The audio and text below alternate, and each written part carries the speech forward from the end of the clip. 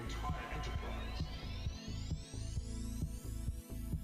then we would certainly have been history's biggest fools.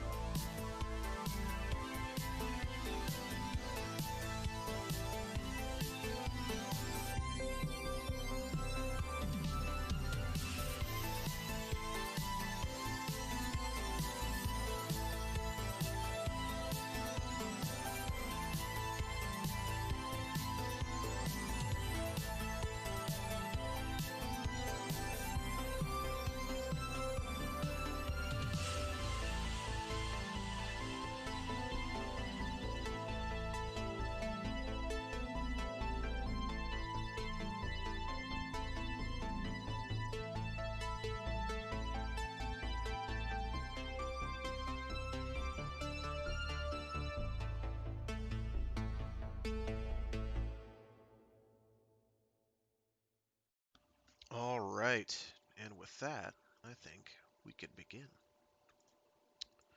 So, welcome back, finally, many weeks removed, to another thrilling installment, a chapter in the saga, if you will, of Storytime Saturdays. I am your intrepid, fearless to a fault narrator, Fragath, and today I'm going to be starting up our read through, well, my read through to you, of Robert Heinlein's The Moon is a Harsh Mistress. Um, so, Heinlein is a divisive author. I know I've mentioned this before. Um, I do my best when reading his material, because when I was first reading his stuff, I can't remember. It was a short story collection, and then I read, um, gosh, like three books back to back. Um, one of which was Starship Troopers, one of which was this, and I don't think the other one was Stranger in a Strange Land. I didn't get around to that till later. I think it might have been just another, it might have been Genius in Orbit, uh, but I can't remember for sure right now. Oh, what those three were. And then I learned that, oh, Heinlein had certain opinions, as it turned out, in his actual life. He was a die-hard libertarian, as it turned out. And in retrospect, some of the character speech diatribes that would occur in some of his books kind of meshed with that. And they made sense a bit in hindsight. But at the time, and to an extent still now, I still thought of it more of a this is how this character is behaving to show you the world that's being lived in, the science fiction world that is there. And so I ask people to keep an open mind and try to think of it less, oh, this guy is ramming his opinions down your throat, and more, oh, this is how this sci-fi world works, and just kind of roll with it. Some people are incapable of this. I'm sorry to hear that. Um, if you are one of those, that's fine. It maybe should be noted that the views being expressed are the views and opinions of those expressing them, not necessarily me. Um, the characters, the fictional characters in the novel, instead. I'm just happen to be reading them, and I know people right now are thinking, "Oh, well, if you're reading the novel, it means that You espouse those vows and consider them virtuous yourself. Well, sorry, I don't. I could, in fact, read Mein Kampf and not come away with it thinking, wow, that Hitler was a stand up guy. It is possible to do these things. It may be considered cognitive dissonance, I don't know, but that is the brilliance of being able, in our incredible meaty suet brains, being able to compartmentalize and keep certain things separated from each other. I can appreciate the storytelling talent of some of H.P. Lovecraft's short stories: Shadow over Innsmouth, Call of Cthulhu, however you pronounce that, Cthulhu, um, Color Out of Space, while also acknowledging that the man was a truly horrible and, I mean, really, really, like above and beyond the Call of Duty, horrible racist, and that that is a bad thing, obviously. So I ask people to keep an open mind. This book actually does Moon is the Moon is a Harsh Mistress. I find does it extremely well. There is a bit of the political viewpoint espousing. There is a very detailed breakdown of how to have a guerrilla terrorist, so to speak, a guerrilla cell uprising against a greater, uh, better resourced power, right down to actual structure. That's what I forgot to look up was the actual diagrams. I don't think we'll be getting to those today, so it should be fine.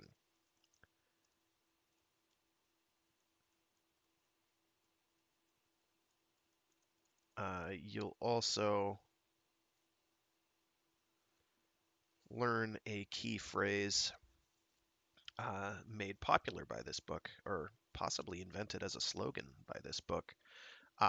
Well, the abbreviated form anyway. The actual phrase had been around forever, of Tanstaffel. Tanstaafl. And you will learn what that stands for. I will not. I will not spoil that. Those of you who know, you know. Those of you who don't know, well, you'll find out. Um, Things to note about the book. Um, the entire language of the book is done in kind of a, I guess you could call it a pidgin English, kind of like Russian. Uh, when Russians speak English, they leave out certain specific articles.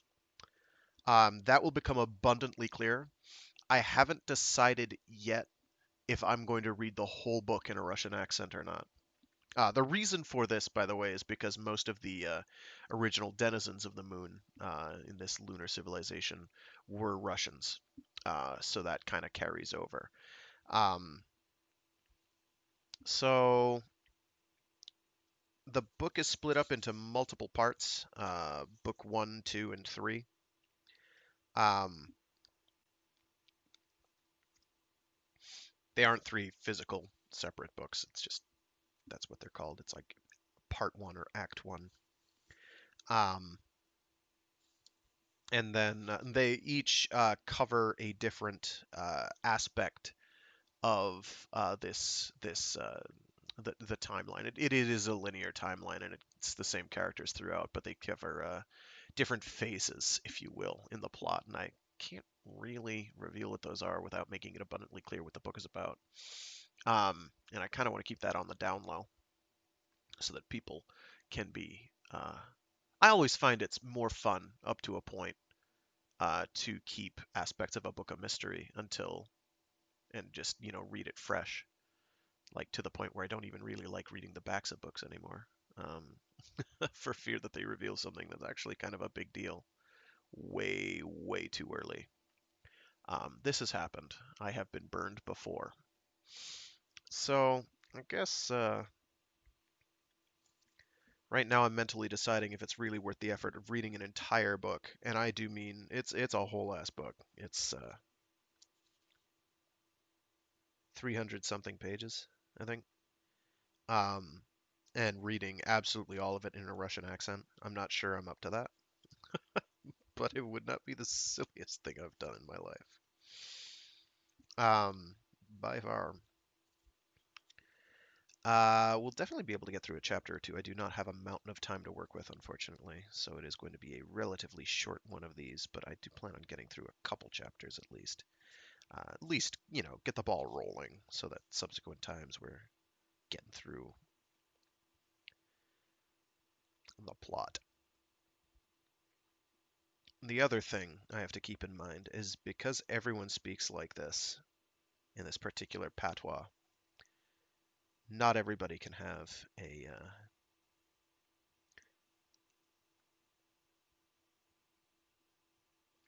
Russian accent. That would make things very confusing. I'm sorry, I only have so many Russian accents, and I burned through most of them doing uh, that one short story in Burning Chrome. What was it? Red something October Sky, I think, which is about the at that time the Soviet Union decommissioning their last functioning space station with people on it, and just basically letting it fall into the sea, and how people aren't super thrilled with that. Um, this is actually kind of similar. I would not be overly surprised if Gibson had based a lot of that particular short story on this book, and you'll understand what I mean when we get there, because we will once I stop gabbling and get to the point. Trying to think if there was anything else salient. That's a good question.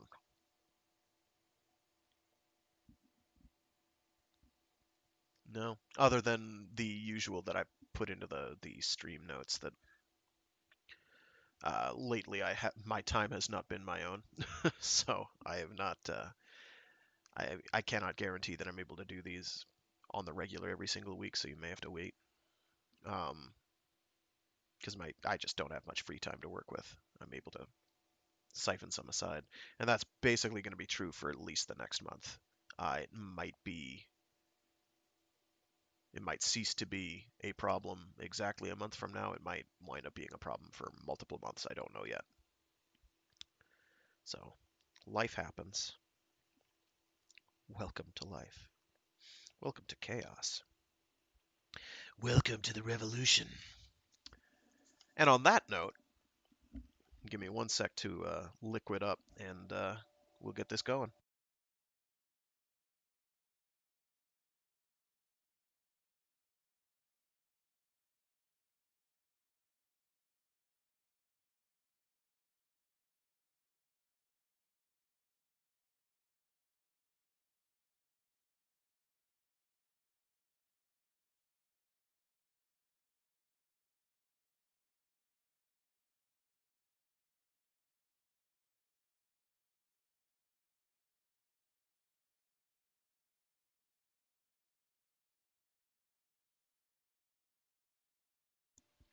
Oh, I should probably mention that the book is from like 1960. 66, sorry. 65 and 66 is when it was originally published. So there. Ha. I try to get that in as some historical context. All right.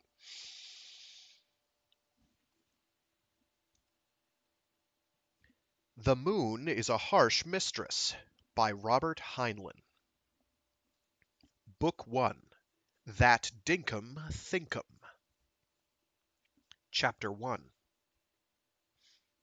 I see in Lunaya Pravda that Luna City Council has passed on first reading a bill to examine, license, inspect, and tax public food vendors operating inside municipal pressure. I see also is to be mass meeting tonight to organize Sons of Revolution Talk. My old man taught me two things: mind own business and always cut cards.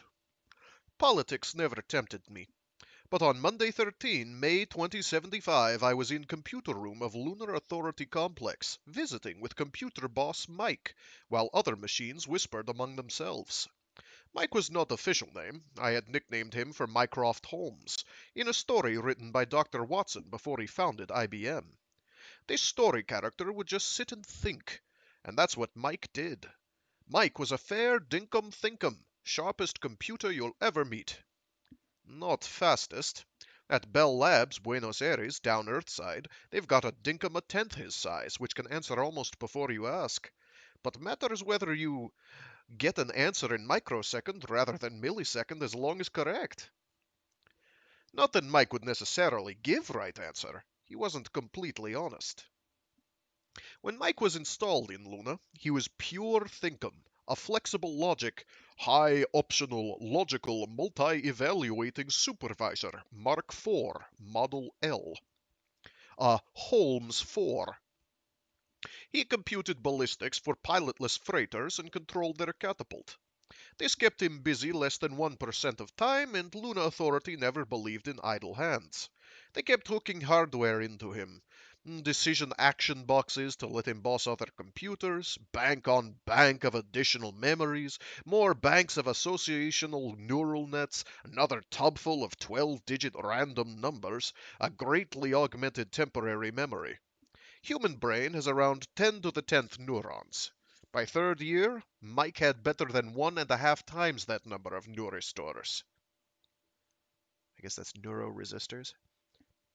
And woke up. I'm not going to argue whether a machine can really be alive, really be self-aware. Is a virus self-aware? Yet. How about Oyster? I doubt it. A cat? Almost certainly. A human? Don't know about you, Tovarish, but I am. Somewhere along evolutionary chain from macromolecule to human brain, self-awareness crept in. Psychologists assert it happens automatically whenever a brain acquires certain very high number of associational paths. Can't see it matters whether paths are protein or platinum. Soul? Does a dog have a soul? How about a cockroach? Remember, Mike was designed, even before augmented, to answer questions tentatively on insufficient data like you do. That's high optional and multi-evaluating part of name. So Mike started with free will and acquired more as he was added and as he learned, and don't ask me to define free will. If comforts you to think of Mike as simply tossing random numbers in air and switching circuits to match, please do. By then, Mike had vocoder circuits supplementing his readouts, printouts, and decision action boxes, and could understand not only classic programming, but also loglan and English, and could accept other languages, and was doing technical translating, and reading endlessly. But in giving him instructions was safer to use loglan. If you spoke English, results might be whimsical. Multi-valued nature of English gave option circuits too much leeway. And Mike took on endless new jobs. In May 2075, besides controlling robot traffic and catapult and giving ballistic advice and/or control for manned ships, Mike controlled phone system for all Luna. Same for Luna Terra voice and video. Handled air, water, temperature, humidity, and sewage for Luna City, Novi Leningrad, and several smaller warrens. Not Hong Kong in Luna. I did accounting and payrolls for Luna Authority, and, by lease, same for many firms and banks. Some logics get nervous breakdowns. Overloaded phone system behaves like frightened child. Mike did not have upsets, acquired sense of humor instead. Low one. If he were a man, you wouldn't dare stoop over. His idea of a thigh slapper would be to dump you out of bed, or put itch powder in pressure suit. Not being equipped for that, Mike indulged in phony answers with skewed logic, or pranks like issuing paycheck to a janitor in Authority's Luna City office for AS-10. Oh, geez, that's a big number.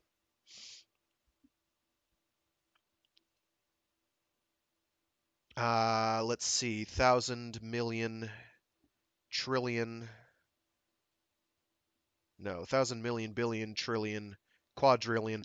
10 quadrillion dollars, 10 quadrillion, $185.15.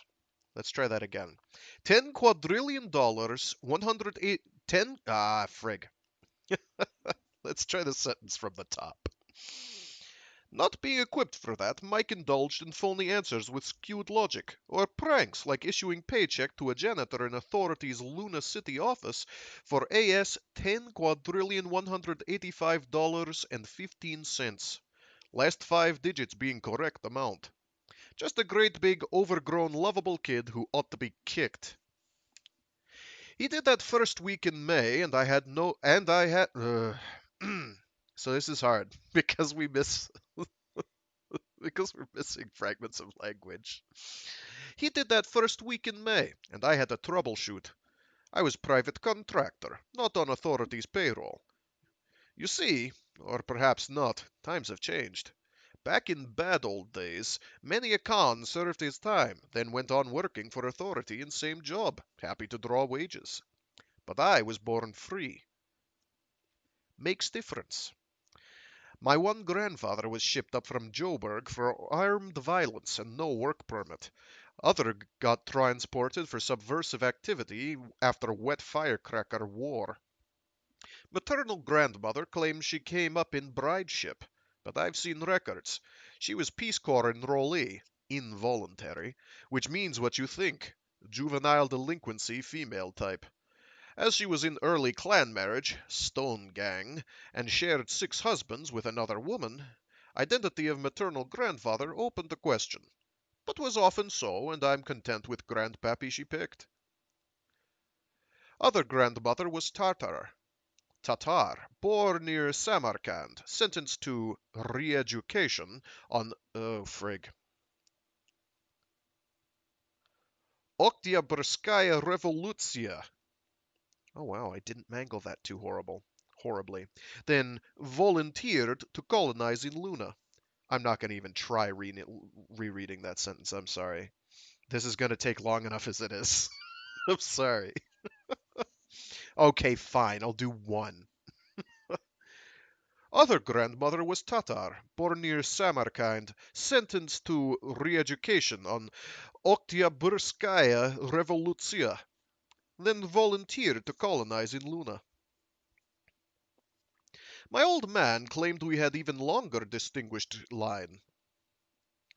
Ancestress hanged in Salem for witchcraft, a great-grandfather broken on wheel for piracy, other ancestress in first shipload to Botany Bay. Proud of my ancestry, and while I did business with Warden, would never go on his payroll. Perhaps distinction seems trivial since I was Mike's valet from day he was unpacked, but mattered to me. I could down tools and tell them to go to hell. Tell them go to hell. There's a lot of stuff that's missing, so I wind up editing things in that shouldn't be. Besides, private contractor paid more than civil service rating with authority. Computer men scarce. How many loonies could go earthside and stay out of hospital long enough for computer school? Even if didn't die. I'll name one. Me. Had been down twice, once 3 months, once 4, and got schooling. But meant harsh training, exercising in centrifuge, wearing weights even in bed. Then I took no chances on Terra, never hurried, never climbed stairs, nothing that could strain heart. Women, didn't even think about women. In that gravitational field, it was no effort not to. But most loonies never tried to leave the rock. Too risky for any bloke who'd been in Luna more than weeks. Computer men sent up to install Mike were on short-term bonus contracts. Get job done fast before irreversible physiological change marooned them 400,000 kilometers from home. But, despite 2 training tours, I was not gung-ho computer man. Higher maths are beyond me. Not really electronics engineer, nor physicist. May not have been best micro-machinist in Luna, and certainly wasn't cybernetic psychologist. But I knew more about all these than a specialist knows. I'm general specialist. Could relive a cook and keep orders coming or could relieve a cook. Whoops. Could relieve a cook and keep orders coming or field repair your suit and get you back to airlock still breathing. Machines like me and I have something specialists don't have. My left arm. You see, from elbow down, I don't have one. So I have a dozen left arms, each specialized, plus one that feels and looks like flesh. With proper left arm, number 3, and stereo loop spectacles, I could make ultra micro miniature repairs that would save unhooking something and sending it earthside to factory. For number 3 has micro manipulators as fine as those used by neurosurgeons. So they sent for me to find out why Mike wanted to give away 10 million billion authority script dollars, and fix it before Mike overpaid somebody by a mere 10,000. I took it, time plus bonus, but did not go to circuitry where fault logically should be. Once inside and door locked, I put down tools and sat down. Hi, Mike. He winked lights at me. Hello, man. What do you know? He hesitated. I know, machines don't hesitate. But remember, Mike was designed to operate on incomplete data. Lately, he had reprogrammed himself to put emphasis on words. His hesitations were dramatic. Maybe he spent pauses stirring random numbers to see how they matched his memories. In the beginning, Mike intoned, God created the heaven and the earth was without form and void, and darkness was upon the face of the deep, and hold it, I said. Cancel. Run everything back to 0. Should have known better than to ask wide-open question. He might read out entire Encyclopedia Britannica. Backwards. Then go on with every book in Luna. Used to be he could read only microfilm, but late 74 he got a new scanning camera with suction cup Waldos to handle paper, and then he read everything. You asked what I knew.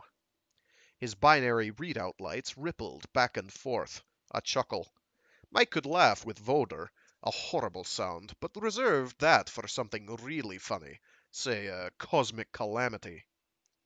Should have said, I went on, what do you know that's new? But don't read out today's papers. That was a friendly greeting, plus invitation to tell me anything you think would interest me. Otherwise, null program. Mike mulled this. He was weirdest mixture of unsophisticated baby and wise old man. No instincts. Well, don't think he could have had. No inborn traits, no human rearing, no experience in human sense, and more stored data than a platoon of geniuses. Jokes? He asked. Let's hear one. Why is a laser beam like a goldfish? Mike knew about lasers, but where would he have seen goldfish? Oh, he had undoubtedly seen flicks of them, and, were I foolish enough to ask, could spew forth thousands of words. I give up. His lights rippled. Because neither one can whistle. I groaned. Walked into that.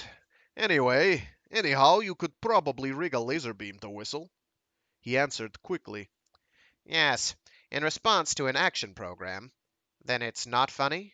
Oh, I didn't say that. Not half bad. Where did you hear it? I made it up. Voice sounded shy. You did? Yes.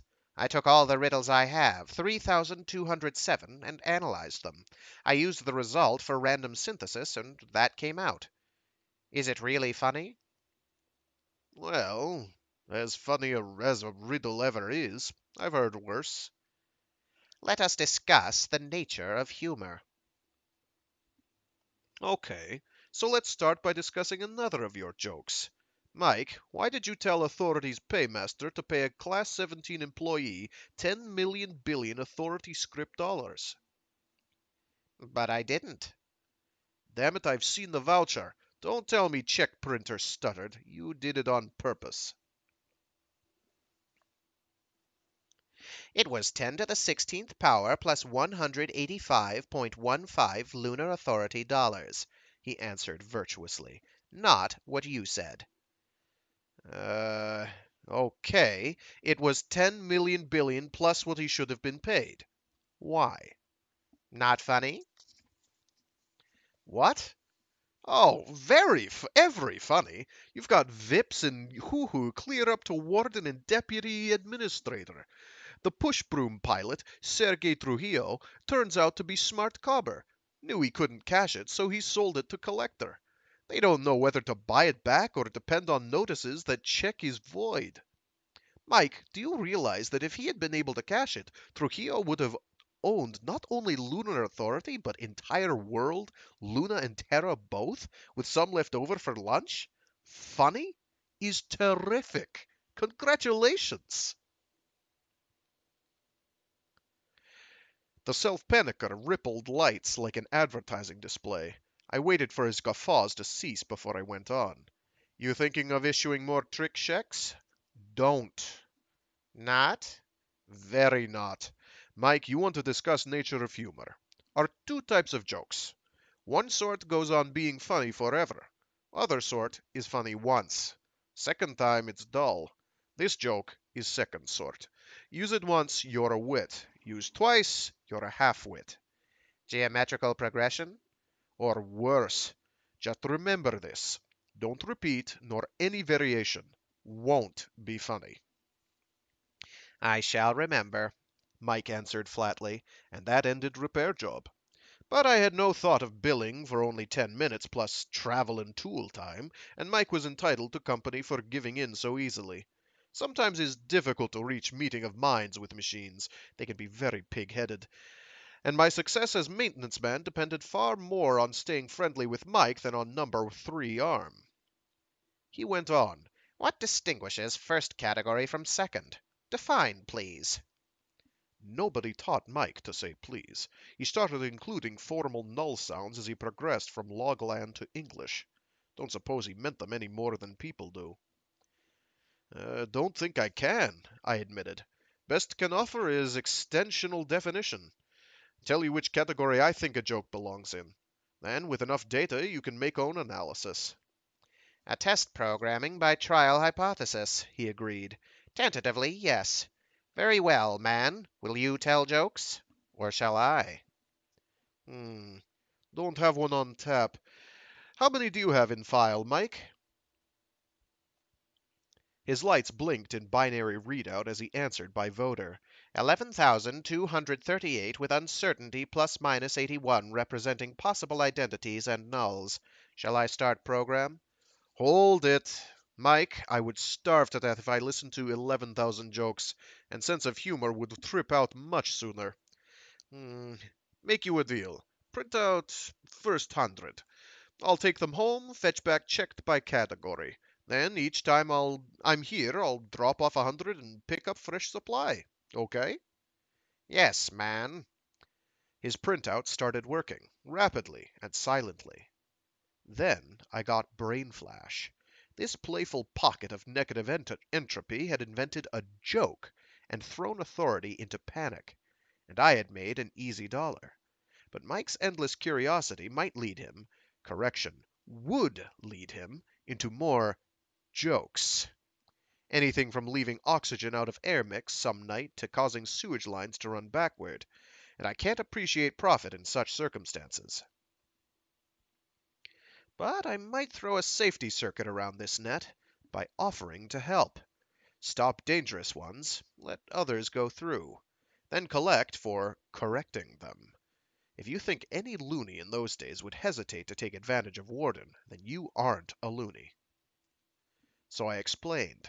Any new joke he thought of, tell me before he tried it. I would tell him whether it was funny and what category it belonged in, help him sharpen it, if we decided to use it. If he wanted my cooperation, we both had to okay it. Mike agreed at once. Mike, jokes usually involve surprise, so keep this secret. Okay, man, I've put a block on it. You can key it. No one else can. Good. Mike, who else do you chat with?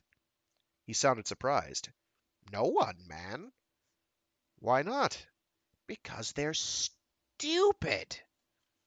His voice was shrill. Had never seen him angry before. First time I ever suspected Mike could have real emotions. Though it wasn't anger in adult sense, it was like stubborn sulkiness of a child whose feelings are hurt. Can machines feel pride? Not sure question means anything. But you've seen dogs with hurt feelings, and Mike had several times as complex a neural network as a dog. What had made him unwilling to talk to other humans, except strictly business, was that he had been rebuffed. They had not talked to him. Programs, yes. Mike could be programmed from several locations, but programs were typed in, usually, in loglan. Loglan is fine for syllogism, circuitry, and mathematical calculations, but lacks flavor. Useless for gossip or to whisper in a girl's ear. Sure, Mike had been taught English, but primarily to permit him to translate to and from English. I slowly got through Skull that I was only human who bothered to visit with him. Mind you, Mike had been awake a year. Just how long I can't say, nor could he, as he had no recollection of waking up. He had not been programmed to bank memory of such event. Do you remember own birth? Perhaps I noticed his self-awareness almost as soon as he did. Self-awareness takes practice.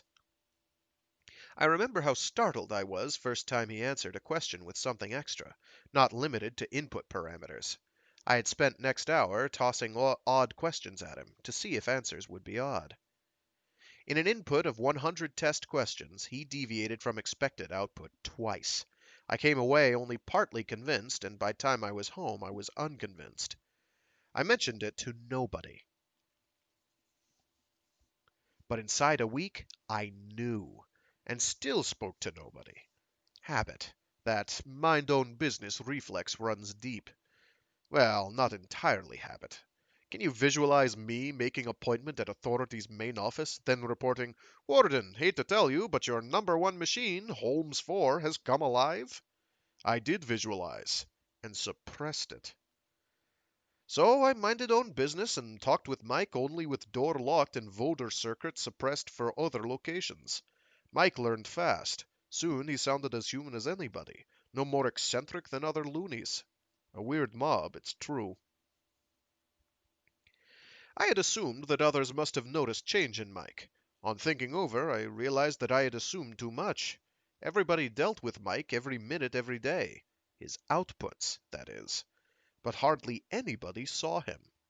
So-called computer men, programmers really, of authority's civil service stood watches in outer readout room and never went in machines room unless telltales showed misfunction, which happened no oftener than total eclipses. Oh, Warden had been known to bring VIP earthworms to see machines, but rarely. Nor would he have spoken to Mike. Warden was political lawyer before exile, knew nothing about computers. 2075, you remember. Honorable former Federation Senator Mortimer Hobart. Mort the Wart. Let's try that sentence again, because I think I may have mangled it.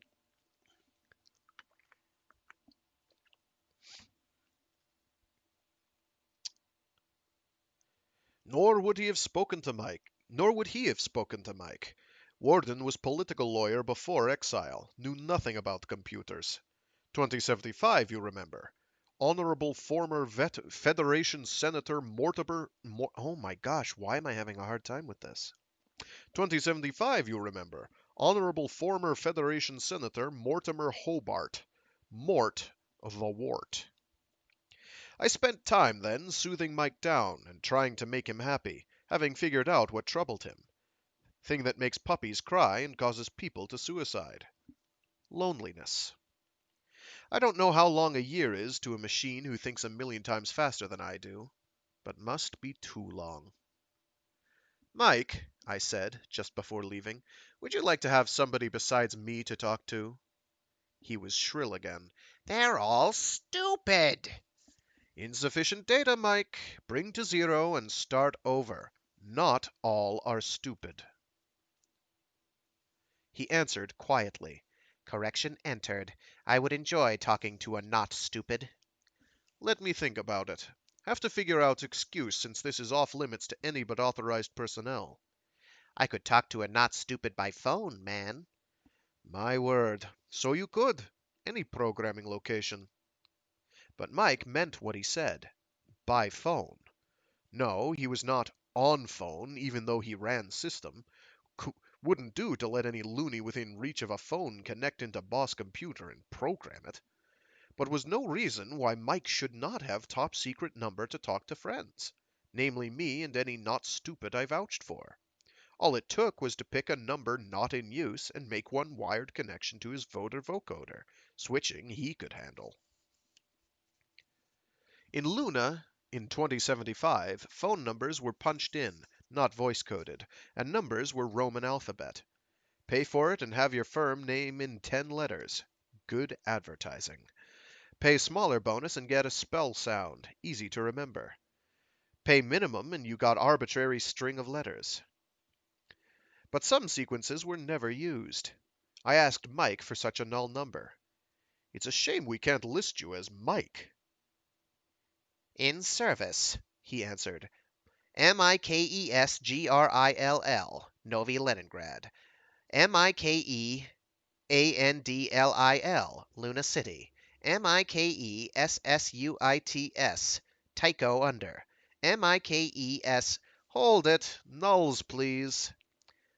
Nulls are defined as any consonant followed by X, Y, or Z, any vowel followed by itself except E and O, any... Got it. Your signal is Mycroft, Mycroft. In 10 minutes, 2 of which I spent putting on number 3 arm, Mike was wired into system, and milliseconds later he had done switching to let himself be signaled by Mycroft plus XXX, and had blocked his circuit so that a nosy technician could not take it out. I changed arms, picked up tools, and remembered to take those 100 Joe Millers in printout. Good night, Mike. Good night, man. Thank you. Bolshoya thanks.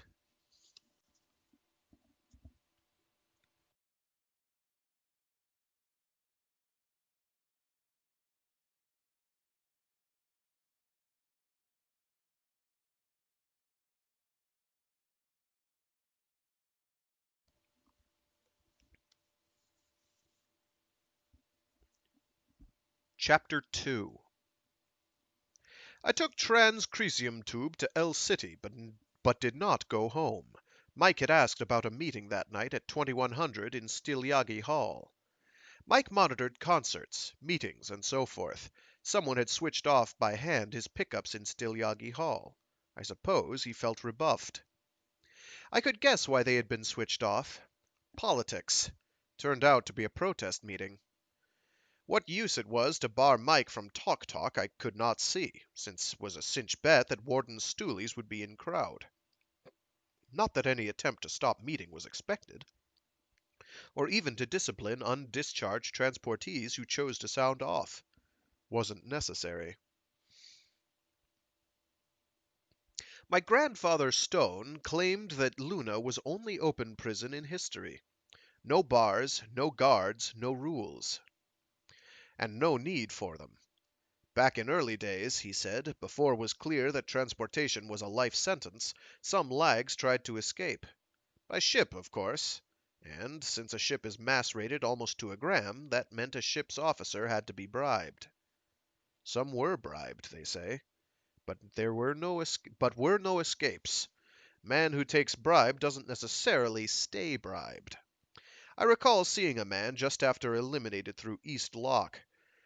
Don't suppose a corpse eliminated in orbit looks prettier. So, wardens didn't fret about protest meetings. Let 'em yap, was policy. Yapping had same significance as squeals of kittens in a box. Oh, some wardens listened and other wardens tried to suppress it, but added up same either way. Null program. When Mort the Wart took office in 2068, he gave us a sermon about how things were going to be different on Luna in his administration. Noise about a mundane paradise wrought with our own strong hands, and putting our shoulders to the wheel together, in a spirit of brotherhood. And let past mistakes be forgotten as we turn our faces toward the bright new dawn.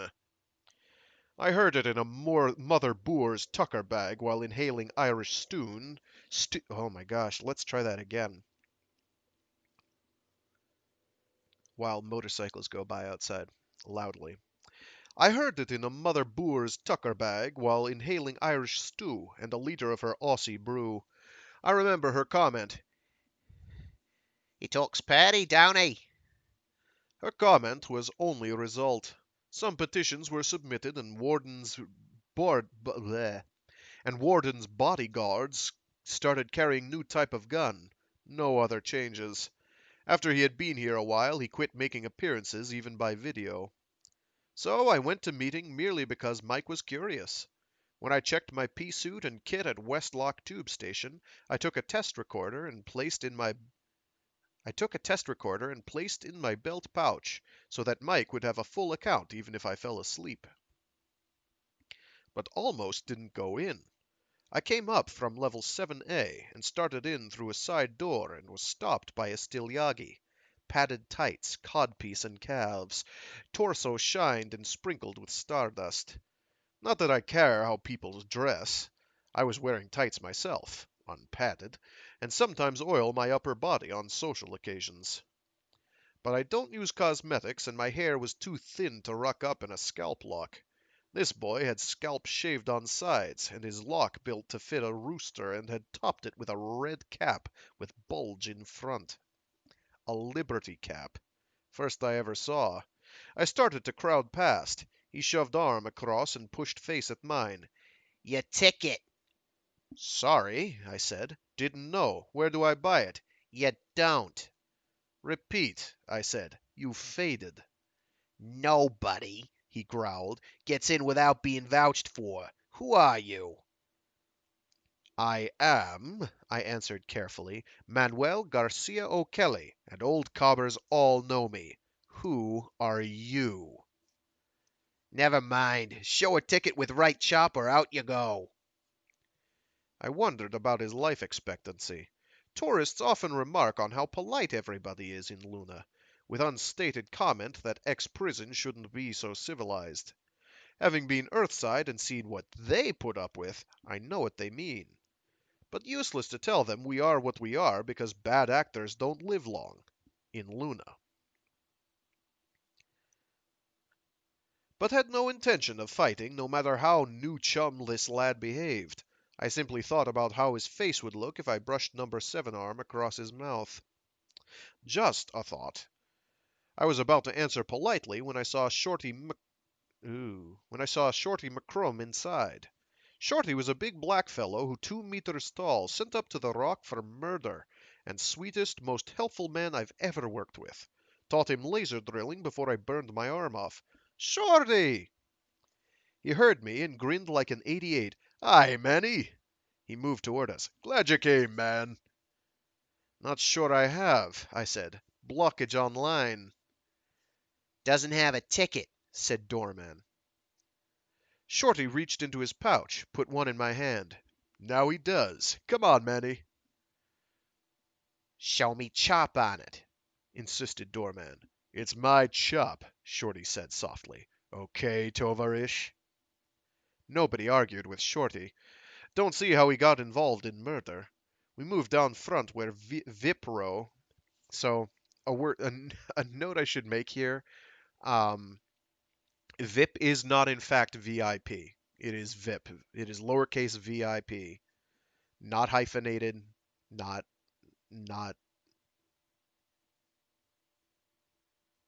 Oh wow, my brain just stopped. There aren't dots between everything. It's VIP. It's VIP, not VIP. We moved down front where Vipro was reserved. Want you to meet a nice little girl, said Shorty. She was little only to Shorty.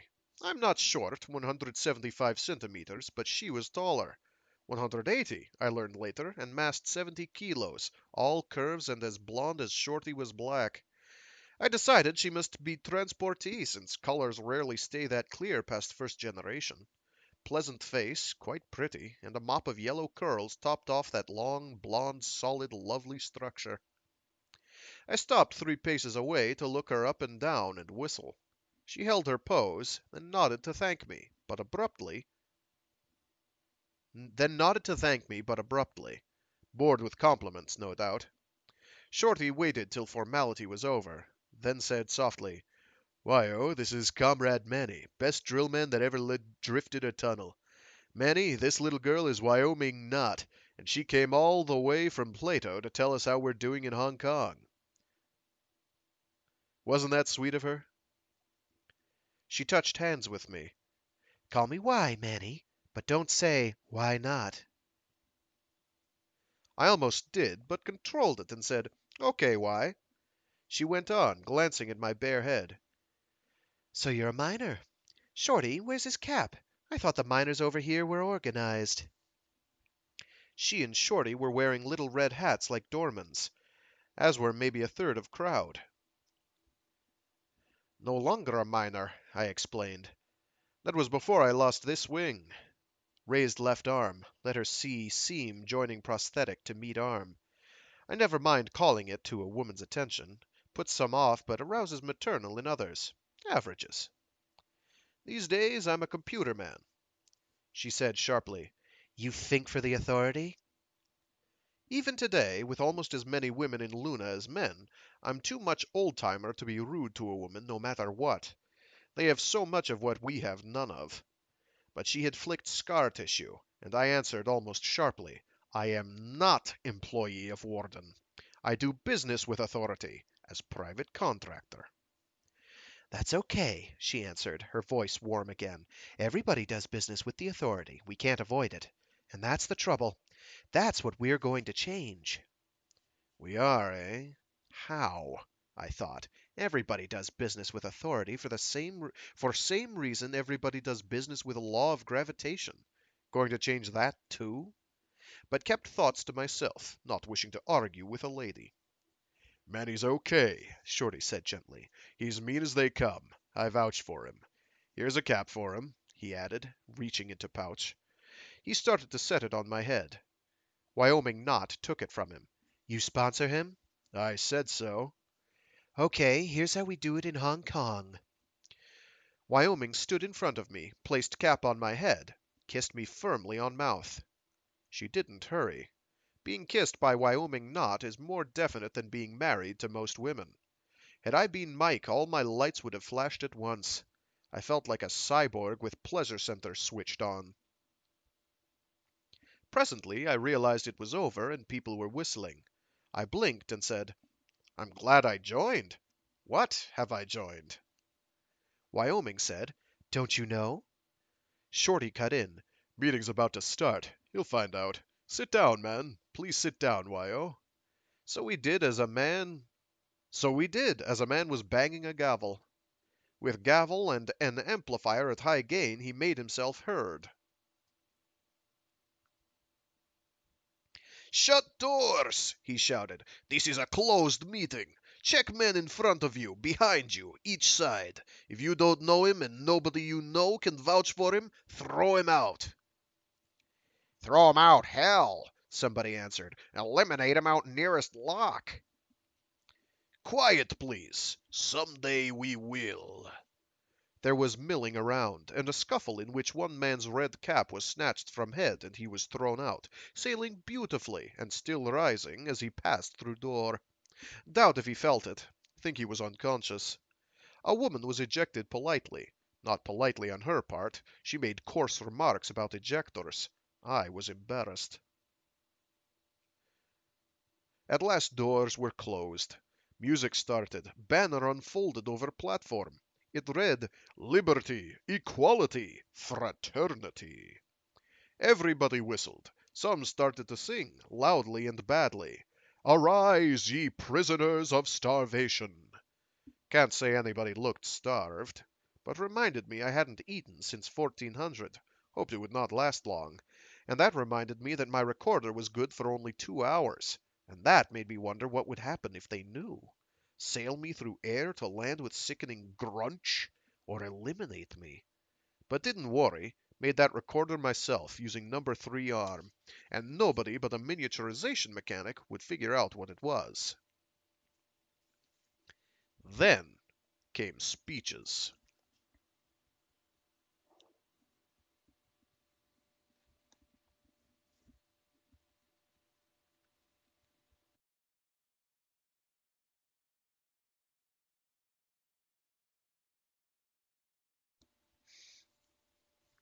Semantic content was low to negative. One bloke proposed that we march on Warden's residence, shoulder to shoulder, and demand our rights. Picture it. Do we do this in tube capsules, then climb out one at a time at his private station? What are his bodyguards doing? Or do we put on pea suits and stroll across surface to his upper lock? With laser drills and plenty of power, you can open any airlock. But how about farther down? Is lift running? Jury rig hoist and go down anyhow, then tackle next lock? I don't care for such work at zero pressure. Mishap in pressure suit is too permanent, especially when somebody arranges mishap. One first thing learned about Luna, back with first shiploads of convicts, was that zero pressure was One first thing learned about Luna, back with first shiploads of convicts, was that zero pressure was place for good manners. Bad-tempered straw boss didn't last many shifts. Had an accident. And top bosses learned not to pry into accidents or they met accidents too. Attrition ran 70% in early years, but those who lived were nice people. Not tame, not soft. Luna is not for them. But well behaved. But seemed to me that every hothead in Luna was in Still Yagi Hall that night. They whistled and cheered this shoulder-to-shoulder noise.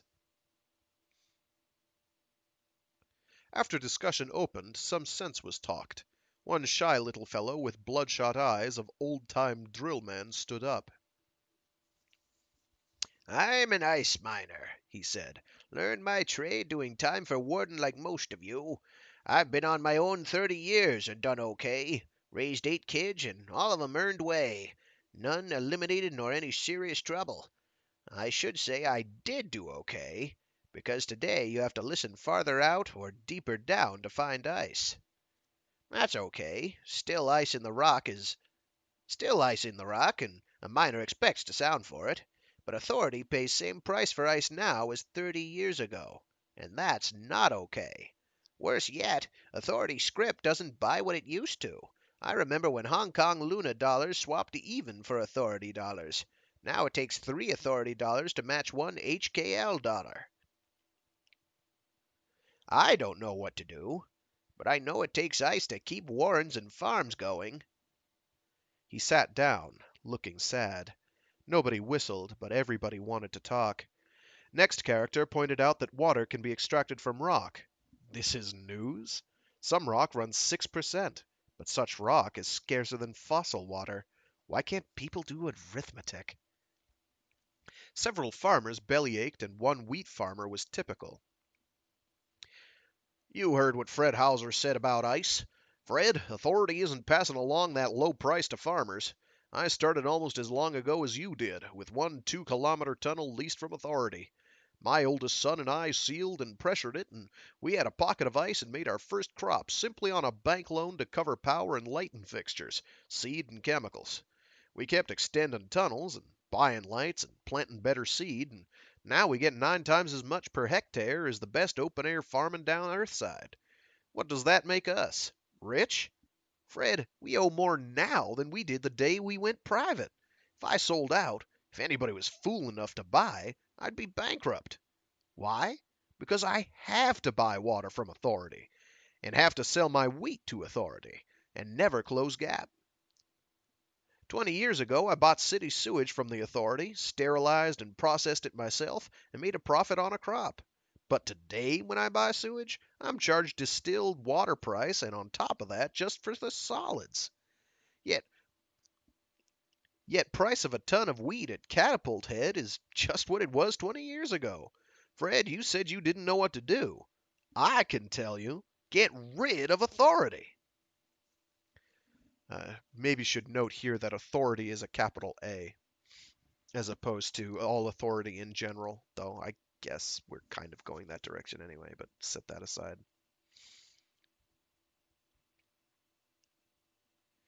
They whistled for him. A fine idea, I thought, but who bells cat? What? What? Let's try that again. They whistled for him. A fine idea, I thought, but who bells cat? I guess I don't know, puts bells on the cat? Oh, as in who, yeah, because a cat probably would not like to have a bell put on it. Okay. Wyoming not, apparently. Chairman stepped back and let Shorty introduce her as a brave little girl who's come all the way from Hong Kong Luna to tell how our Chinese comrades cope with situation. And choice of words showed that he had never been there. Not surprising. In 2075, HKL tube ended at Endsville, leaving 1,000 kilometers of Maria to do by Rolligon bus. Serenitatis and part of Tranquillitatis, expensive and dangerous. I'd been there, but on contract, via mail rocket. Before travel became cheap, many people in Luna City and Novilen thought that Hong Kong Luna was all Chinese. But Hong Kong was as mixed as we were. Great China dumped what she didn't want there, first from old Hong Kong and Singapore, then Aussies and NZs, and blackfellows and Marys and Malays and Tamil and name it.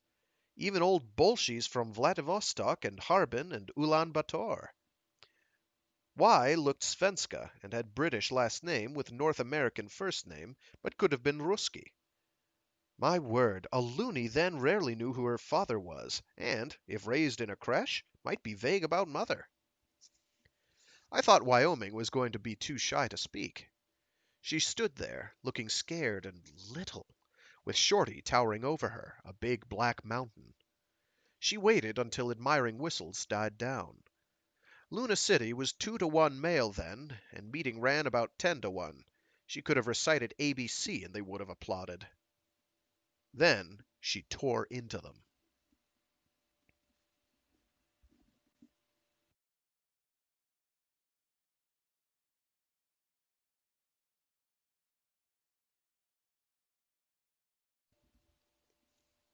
You're a wheat farmer, going broke. Do you know how much a Hindu housewife pays for a kilo of flour made from your wheat? How much a ton of your wheat fetches in Bombay? How little it costs the authority to get it from Catapult Head to Indian Ocean? Downhill all the way. Just solid fuel retros to break it. And where do those come from? Right here. And what do you get in return? A few shiploads of fancy goods, owned by the authority and priced high because it's importado. Importado, importado. I never touch importado. If we don't make it in Hong Kong, I don't use it. What else do you get for wheat? The privilege of selling lunar ice to lunar authority, buying it back as washing water, then giving it to the authority, then buying it back a second time as flushing water, then giving it again to the authority with valuable solids added, then buying it a third time at still higher price for farming, and then you sell the wheat to the authority at their price and buy power from the authority to grow it, again at their price. Lunar power, not 1 kilowatt up from Terra. It comes from lunar ice and lunar steel, or sunshine spilled on Luna's soil, all put together by loonies. Oh, you rockheads, you deserve to starve. She got silence more respectful than whistles. At last a peevish voice said, What do you expect us to do, Gaspasha? Throw rocks at Warden? Wyo smiled. Yes, we could throw rocks, but the solution is so simple that you all know it. Here in Luna, we're rich. 3 million hard-working, smart, skilled people, enough water, plenty of everything, endless power, endless cubic. But what we don't have is a free market. We must get rid of the authority. Yes, but how? Solidarity. In HKL, we're learning. Authority charges too much for water, don't buy. It pays too little for ice, don't sell. It holds monopoly on export, don't export. Down in Bombay they'd want wheat. If it doesn't arrive, the day will come when brokers come here to bid for it, at triple or more the present prices. What do we do in the meantime? Starve? Same peevish voice. Wyoming picked him out, let her head roll in that old gesture by which a loony femme says, "You're too fat for me." She said, "In your case, Cobber, it wouldn't hurt." Guffaws shut him up. Wyo went on. "No one need starve. Fred Hauser, fetch your drill to Hong Kong. The authority doesn't own our water and air system, and we pay what ice is worth. You with the bankrupt farm, if you have the guts to admit that you're bankrupt, come to Hong Kong and start over. We have a chronic labor shortage. A hard worker doesn't starve." She looked around and added, "I've said enough. It's up to you."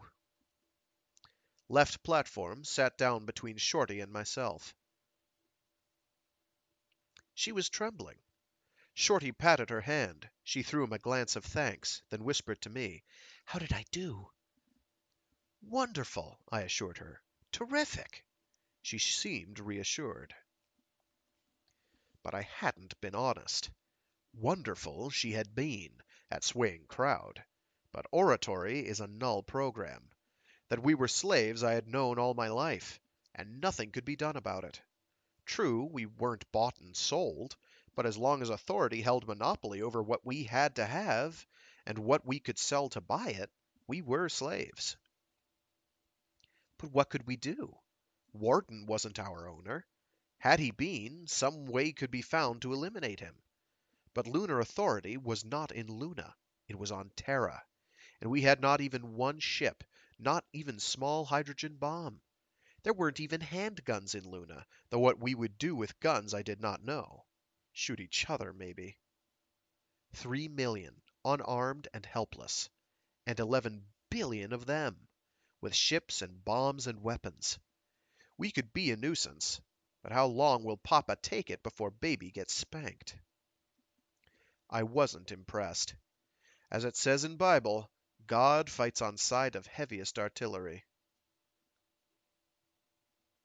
They cackled again, what to do, how to organize, and so forth, and again we heard that shoulder-to-shoulder noise. Chairman had to use gavel, and I began to fidget. But sat up when I heard a familiar voice. "Mr. Chairman, may I have the indulgence of the House for 5 minutes?" I looked around. Professor Bernardo de la Paz, which could have guessed from old-fashioned way of talking even if hadn't known voice. Distinguished man with wavy white hair, dimples in cheeks, and voice that smiled.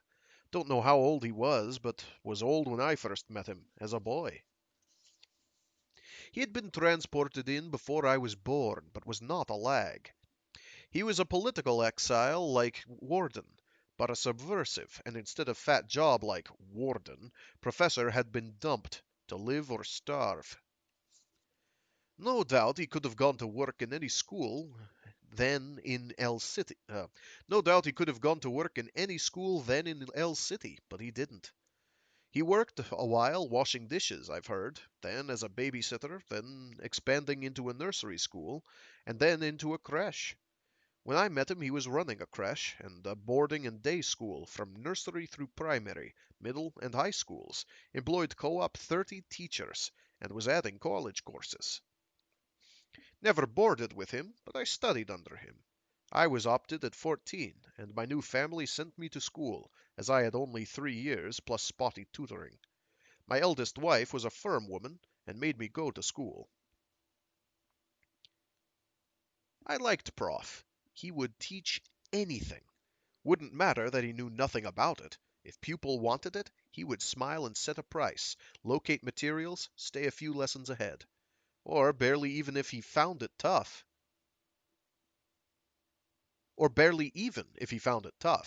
Never pretended to know more than he did.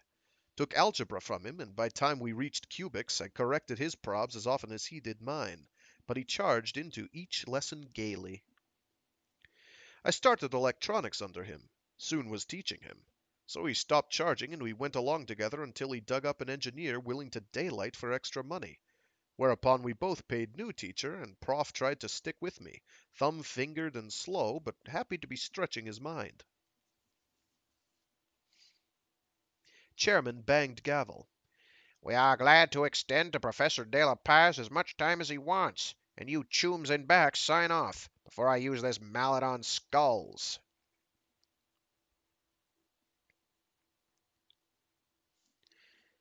Prof came forward, and they were as near silent as loonies ever are. He was respected.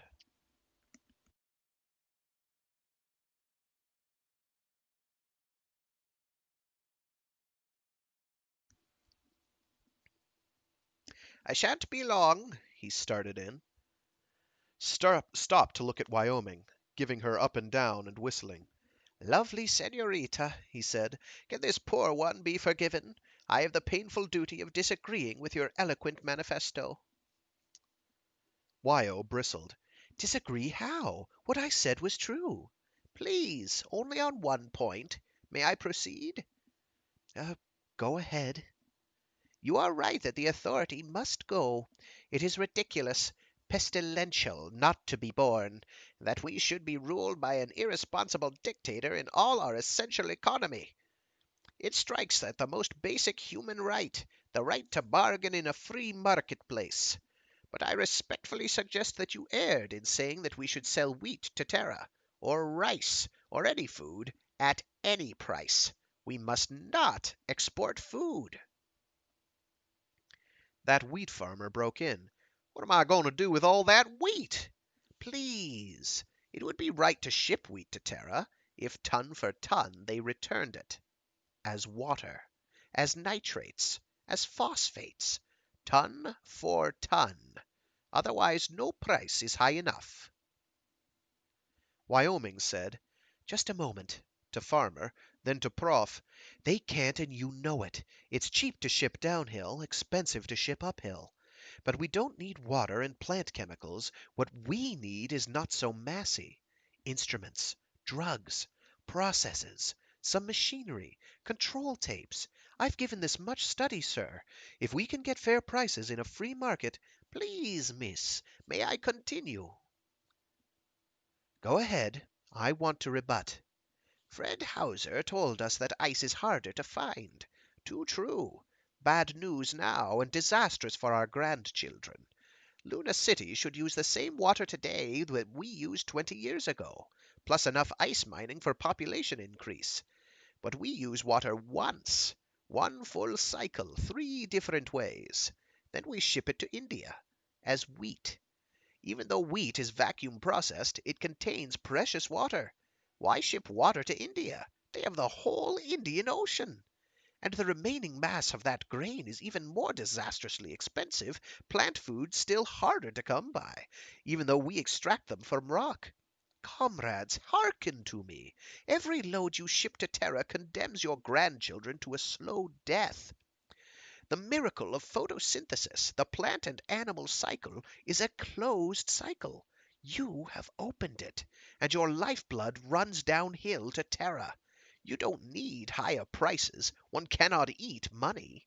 What you need, what we all need, is an end to this loss. Embargo, utter and absolute.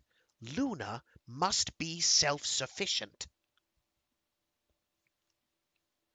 A dozen people shouted to be heard, and more were talking, while Chairman banged gavel.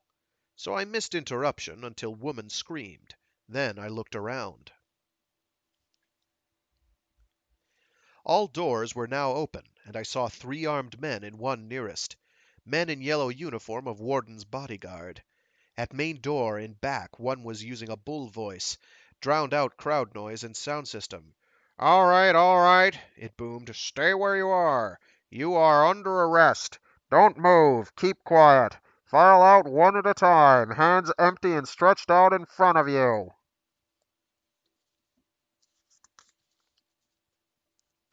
Shorty picked up man next to him and threw him at guards nearest. 2 went down. Third fired. Somebody shrieked. Skinny little girl, redhead, 11 or 12, launched self at third guard's knees and hit rolled up in ball. Down he went. Shorty swung hand behind him, pushing Wyoming not into shelter of his big frame, shouted over shoulder, "Take care of Wyo, man. Stick close," as he moved toward door. Parting crowd right and left like children. More screams, and I whiffed something. Stink I had smelled day I lost arm, and knew with horror were not stun guns, but laser beams. Shorty reached door and grabbed a guard with each big hand. Little Redhead was out of sight. Guard she had bowled over was on hands and knees. I swung left arm at his face, and felt jar and shoulder as his jaw broke. Must have hesitated, for Shorty pushed me and yelled, "Move, man! Get her out of here!" I grabbed Wyoming's waist with right arm, swung her over guard I had quieted, and rescued and when you miss specific articles, it gets really hard. I grabbed Wyoming's waist with right arm, swung her over guard I had quieted, and through door. With trouble, she didn't seem to want to be rescued. She slowed again beyond door. I shoved her hard in buttocks, forcing her to run rather than fall. I glanced back. Shorty had 2 guards each by neck. He grinned as he cracked skulls together. They popped like eggs, and he yelled at me, "Get!" I left, chasing Wyoming. Shorty needed no help, nor ever would again. Nor could I waste his last effort. For I did see that, while killing those guards, he was standing on one leg. Other was gone at hip.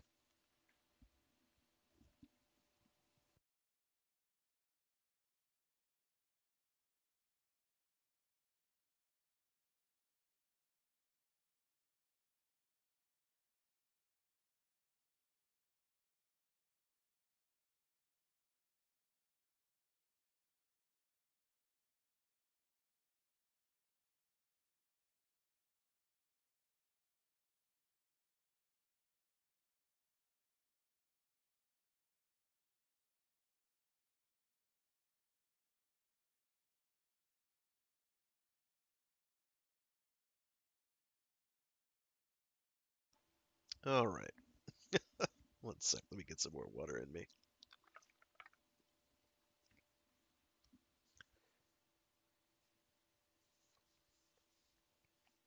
Chapter 3. Wyo was halfway up ramp to level 6 before I caught up. She didn't slow, and I had to grab door handle to get into pressure lock with her.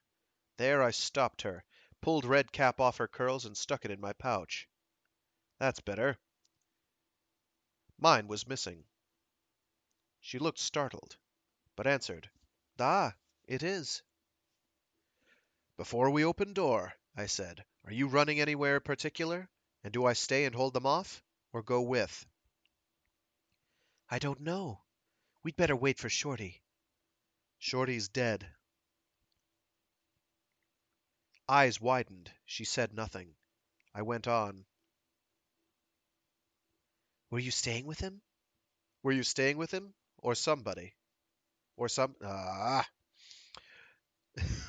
went on. "Were you staying with him? Or somebody?" I was booked for a hotel. Gostanitsa, Ukraina. I don't know where it is. I got here too late to buy in. That's one place you won't go. Wyoming, I don't know what's going on. First time in months I've seen any warden's bodyguard in L City, and never seen one not escorting VIP. Could take you home with me, but they may be looking for me too. Anywise, ought to get out of public corridors." Came pounding on door from level 6 side, and a little face peered up through a glass bullseye. "Can't stay here," I added, opening door. Was a little girl no higher than my waist. She looked up scornfully and said, Kiss her somewhere else. You're blocking traffic. Squeezed between us as I opened second door for her. "Let's take her advice," I said, "and suggest you take my arm and try to look like I was man you want to be with. We stroll. Slow." So we did. Was side corridor with little traffic other than children always underfoot. If Wart's bodyguards tried to track us, Earthside cop style, a dozen or 90 kids could tell which way tall blonde went, if any loony child would give stooge of Warden so much as time of day. A boy almost old enough to appreciate Wyoming stopped in front of us and gave her a happy whistle. She smiled and waved him aside. "There's our trouble," I said into her ear. "You stand out like terror at full. Ought to duck into a hotel. One off next side corridor. Nothing much, bundling booths mostly, but close." I'm in no mood to bundle. "Why, oh please, wasn't asking. Could take separate rooms." Sorry. Could you find me a WC? And is there a chemist shop near? Trouble? Not that sort. A WC to get me out of sight, for I am conspicuous, and a chemist shop for cosmetics, body makeup, and for my hair, too. First was easy, one at hand. When she was locked in, I found a chemist's shop, asked how much body makeup to cover a girl so tall, marked a point under my chin, and massing 48. I bought that amount in sepia, went to another shop and bought same amount, winning roll at first shop, losing at second. Came out even. Then I bought black hair tint at third shop, and a red dress.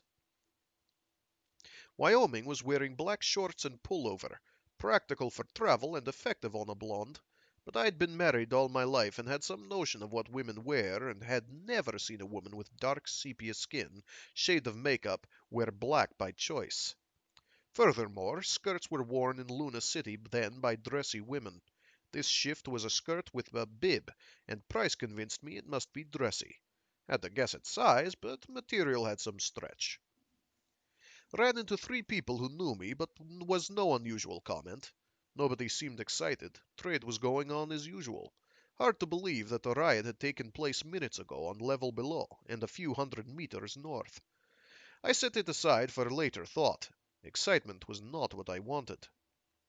I took stuff to Y, buzzing door and passing it in.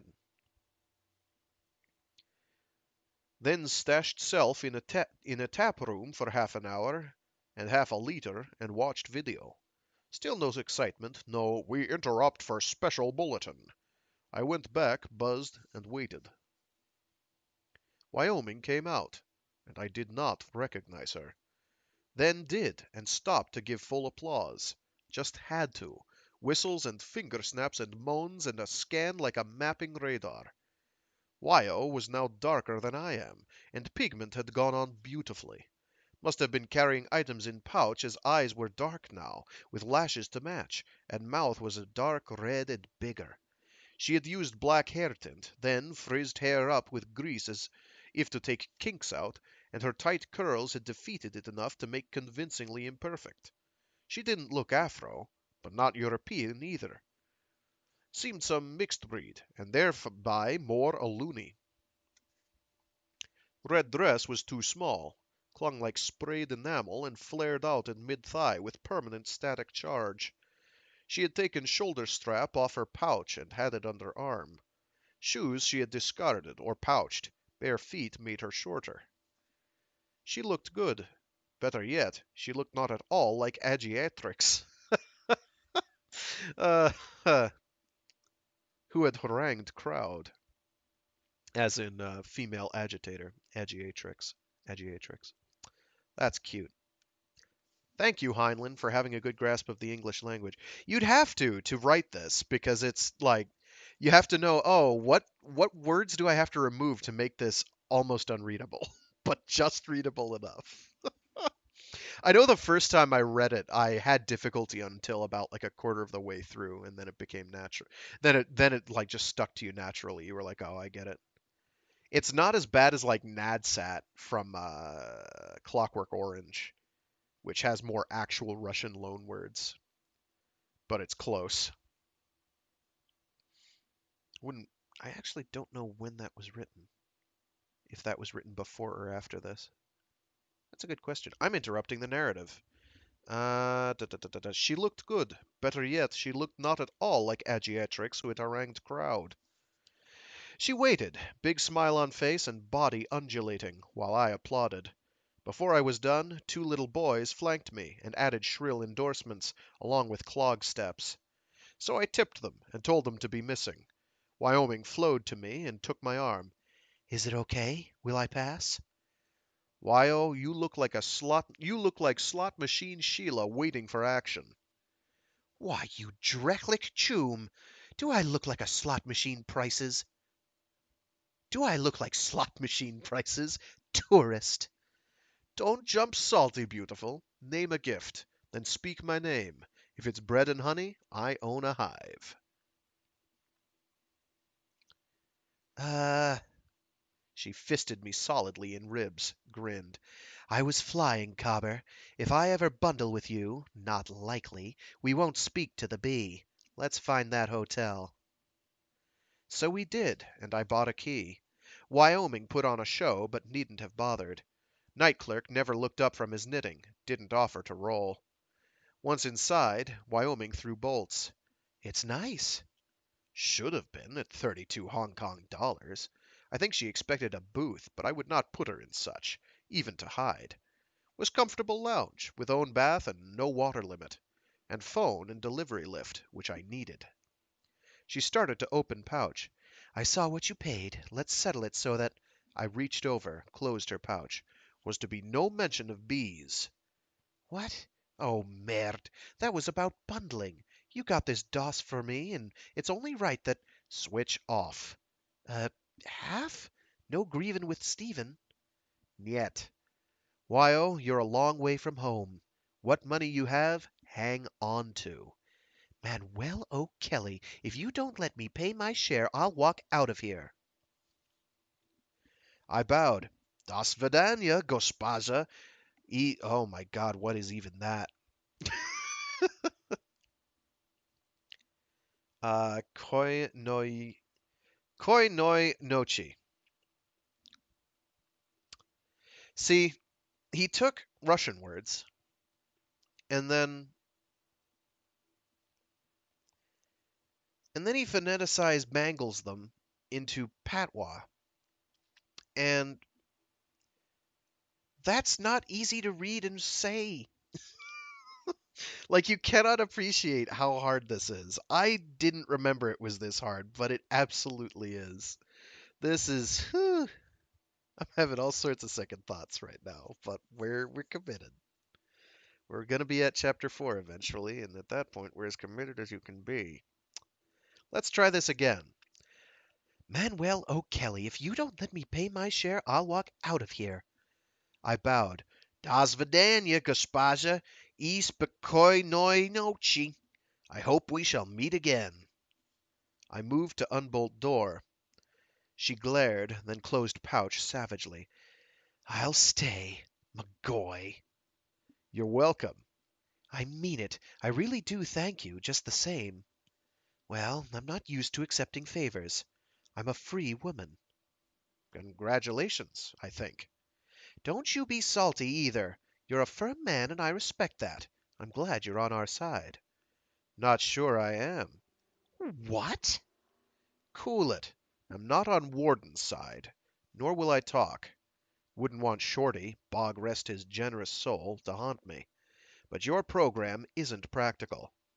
But, Manny, you don't understand. If all of us... Hold it, Why. This is no time for politics. I'm tired and hungry. When did you eat last? Oh, goodness. Suddenly she looked small, young, tired. I don't know. On the bus, I guess. Helmet rations. What would you say to a Kansas City cut, rare, with baked potato, taiko sauce, green salad, coffee, and a drink first? Heavenly. I think so too, but we'll be lucky, this hour in this hole, to get algae soup and burgers. What do you think? What do you drink? Anything. Ethanol. Okay. I went to lift, punched for service. Menu, please. It displayed, and I settled for prime rib plus rest, and 2 orders of Apfelstrudel with whipped cream. Oof, that sounds good. I added a half-liter of table vodka and ice, and starred that part. Is there time for me to take a bath? Would you mind? Go ahead, why? You'll smell better. Louse. 12 hours in a pea suit and you'd stink too. The bus was dreadful. I'll hurry. Half a sec, why? Does that stuff wash off? You may need it when you leave. Whenever you do, wherever you go. Yes, it does. But you bought 3 times as much as I used. I'm sorry, Manny. I plan to carry makeup on political trips. Things can happen. Like tonight, though tonight was worst. But I ran short of seconds and missed a capsule and almost missed the bus. So go scrub. Yes, sir, Captain. I don't need help to scrub my back, but I'll leave the door up so we can talk. Just for company, no invitation implied. Suit yourself. I've seen a woman. What a thrill that must have been for her. She grinned and fisted me another in ribs. Hard. Went in and started tub. Manny, would you like to bathe in it first? Second-hand water is good enough for this makeup and that stink you complained about. Unmetered water, dear. Run it deep. Oh, what luxury! At home I use the same bath water 3 days running. She whistled softly and happily. Are you wealthy, Manny? Not wealthy, not weeping. Lift jingled. I answered, fixed basic martinis, vodka over ice, handed hers in, got out and sat down, out of sight. Nor had I seen sights. She was shoulder deep in happy suds. Paul Noizhizhny, I called. A full life to you, too, Manny. Zhizny, maybe? I don't know. I don't know Russian. So I'm faking it. Just the medicine I needed. After pause for medicine, she went on. Manny, you're married. Ja? Da. It shows? Quite. You're nice to a woman, but not eager and quite independent. So you're married and long married. Children? 17 divided by 4. Clan marriage? Line. Opted at 14, and I'm fifth of 9. So 17 kids is nominal. Big family. Must be nice. I've never seen much of line families, not many in Hong Kong. Plenty of clans and groups and lots of polyandries, but the line way never took hold. Is nice. Our marriage nearly 100 years old. Dates back to Johnson City and first transportees. 21 links, 9 alive today. Never a divorce. Oh, it's a madhouse when our descendants and in-laws and kinfolk get together for birthday or wedding. More kids than 17, of course. We don't count 'em after they marry, or I'd have children old enough to be my grandfather. Happy way to live, never much pressure. Take me. Nobody woofs if I stay away a week. And don't phone. Welcome when I show up. Line marriages rarely have divorces. How could I do better? I don't think you could. Is it an alternation? And what's the spacing? Spacing has no rule, just what suits us. Been alternation up to latest link last year. We married a girl when alternation called for boy. But was special. Special how? My youngest wife is a granddaughter of eldest husband and wife. And at least she's granddaughter of mum. Senior is mum, or sometimes Mimi to her husbands. And she may be of grandpa. But not related to other spouses. So no reason not to marry back in. Not even consanguinity. Yes, not even consanguinity okay in other types of marriage. None. Nit. Zero. And Ludmilla grew up in our family because her mother had her solo, then moved to Novilen and left her with us. Milla didn't want to talk about marrying out when old enough for us to think about it. She cried and asked us please to make an exception. So we did. Grandpa doesn't figure in genetic angle. These days his interest in women is more gallant than practical. As senior husband, he spent our wedding night with her. But consummation was only formal. Number 2 husband, Greg, took care of it later, and everybody pretended. And everybody happy. Ludmilla is a sweet little thing. Just 15 and pregnant first time. Your baby? Greg's, I think. Oh, mine too, but in fact was Novi Leningrad. Probably Greg's, unless Milla got outside help. But didn't. She's a home girl, and a wonderful cook. Lift rang. Took care of it, folded down table, opened chairs, paid bill, and sent lift up. Throw it to pigs? I'm coming. Mind if I don't do my face? Come in skin for all of me. Come in skin for all of me. For 2 dimes I would, you much married man. She came out quickly, blonde again and hair slicked back and damp. Had not put on black outfit. Again in dress I bought. Red suited her. She sat down, lifted covers off food. Oh boy. Manny, would your family marry me? You're a dinkum provider. I'll ask. Must be unanimous. Don't crowd yourself. She picked up sticks, got busy. About 1,000 calories later, she said, I told you I was a free woman. I told you I was a free woman. I wasn't, always. I waited. Women talk when they want to. Or don't. When I was 15, I married 2 brothers, twins twice my age, and I was terribly happy.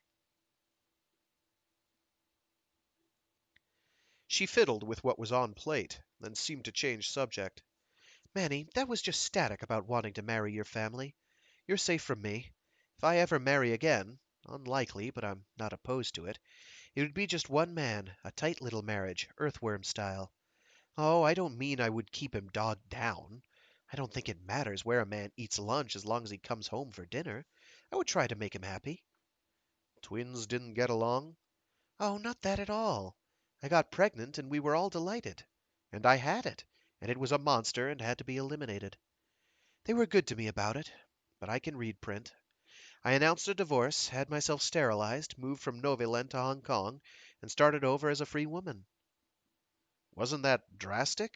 Male parent oftener than female. Men are exposed more. Not in my case.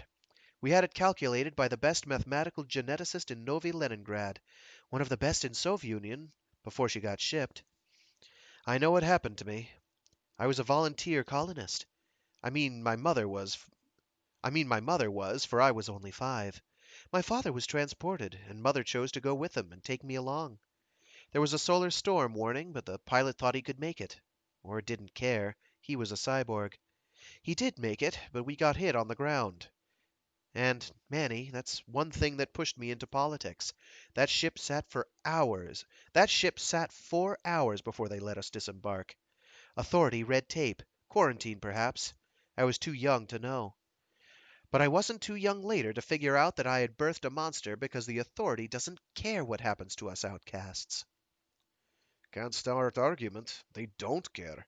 But why-oh still sounds hasty. If you caught damage from radiation, well, no geneticist, but know something about radiation. So you had a damaged egg. Does not mean egg next to it was hurt. Statistically unlikely. Oh, I know that. What's sterilization? Radical or contraceptive? Contraceptive.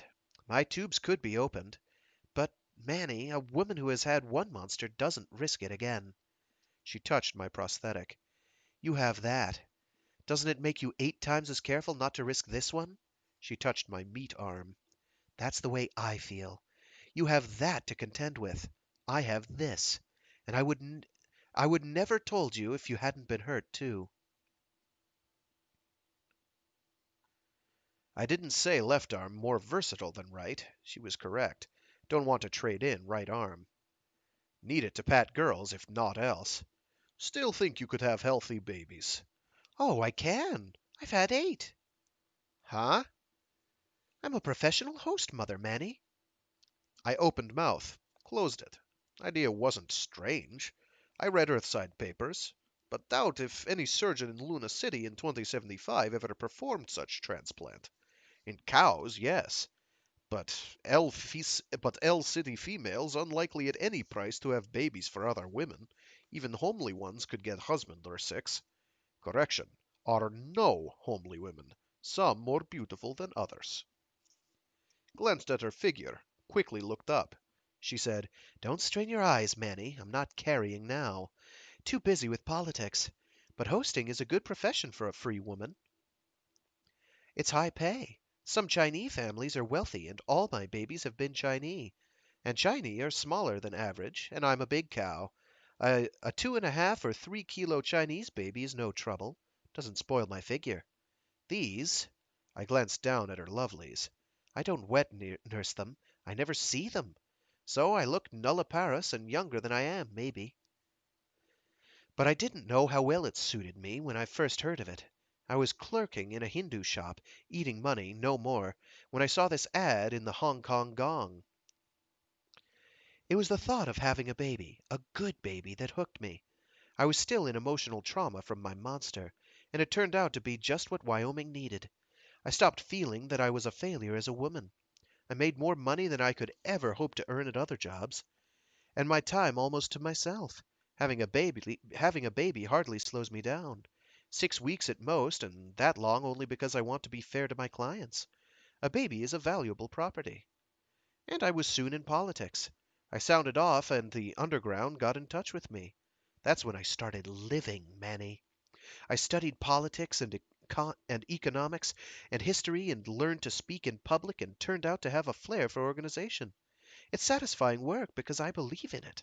I know that Luna will be free. Only, well, it would be nice to have a husband to come home to, if he didn't mind that I was sterile. But I don't think about it. I'm too busy. Hearing about your nice family got me talking, that's all. I must apologize for having bored you. How many women apologize? But Wyo was more man than woman in some ways, despite 8 Chinese babies. Wasn't bored. I hope not. Manny, why do you say our program isn't practical? We need you. Suddenly felt tired.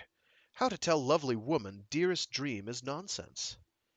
Wyo, let's start over. You told them what to do. But will they? Take those 2 you singled out. All that Iceman knows, bet anything, is how to dig ice. So he'll go on digging and selling to authority because that's what he can do. Same for Wheat Farmer. Years ago he put in 1 cash crop. Now he's got ring in nose. If he wants to be independent, would have diversified. Raised what he eats, sold rest free market, and stayed away from Catapult Head. I know. I'm a farm boy. You said you were a computer man. I am, and that's a piece of same picture. I'm not top computer man, but best in Luna. I won't go civil service, so authority has to hire me when in trouble. My prices. Or send Earthside, pay risk and hardship, then ship him back fast before his body forgets Terra. At far more than I charge. So if I can do it, I get their jobs. And authority can't touch me. Was born free. And if no work, usually is, I stay home and eat high. We've got a proper farm, not a 1 cash crop deal. Chickens, small herd of whiteface, plus milch cows, pigs, mutated fruit trees, vegetables, a little wheat, and grind it ourselves and don't insist on white flour, and sell, free market, what's left. Make own beer and brandy. I learned drillman extending our tunnels. Everybody works, not too hard. Kids make cattle take exercise by switching them along. Don't use treadmill. Kids gather eggs and feed chickens. Don't use much machinery. Air we can buy from L City. Aren't far out of town and pressure tunnel connected. But more often we sell air. Being farm, cycle shows O2 excess. Always have valuta to meet bills. How about water and power?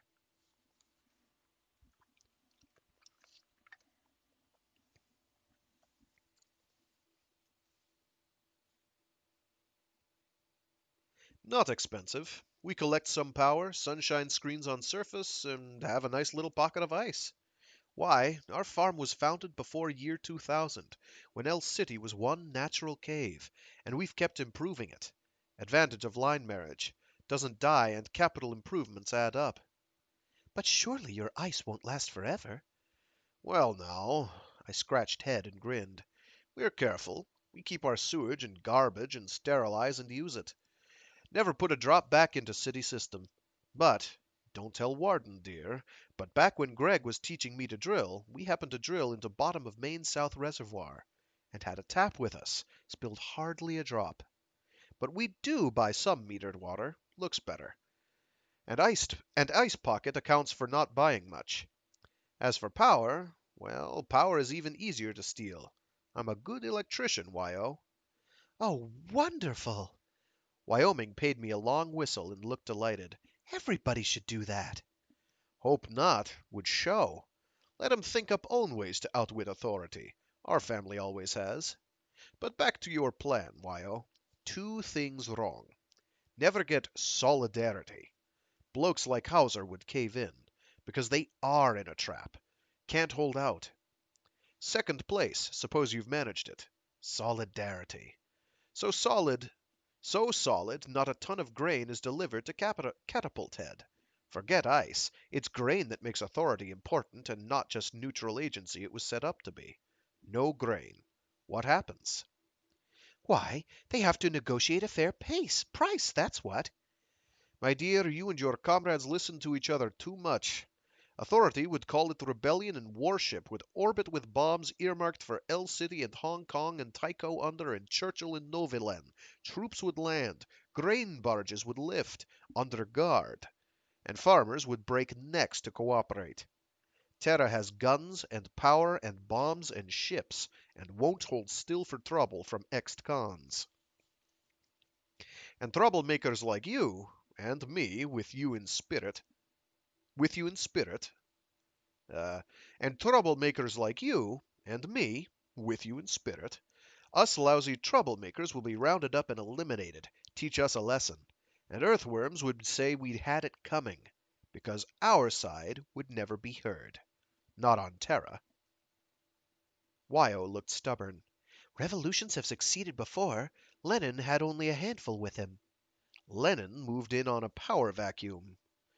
Why, correct me if I'm wrong. Oh, is that supposed to be a comma? Doesn't look like a comma. Lenin moved in on a power vacuum. Why, correct me if I'm wrong. Revolutions succeeded when, only when, governments had gone rotten soft or disappeared. Not true. The American Revolution. South lost, yet? Not that one, the one a century earlier. They had the sort of troubles with England that we are having now, and they won. Oh, that one. But wasn't England in trouble? France and Spain and Sweden, or maybe Holland? And Ireland. Ireland was rebelling. O'Kellys were in it.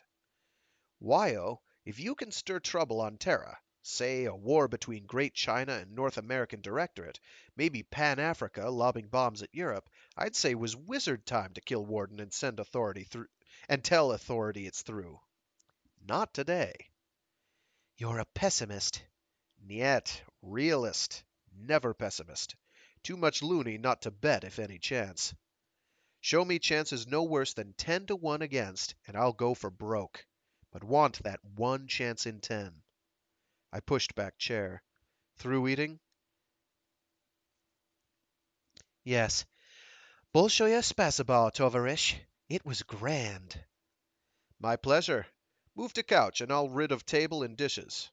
No, can't help. I'm host.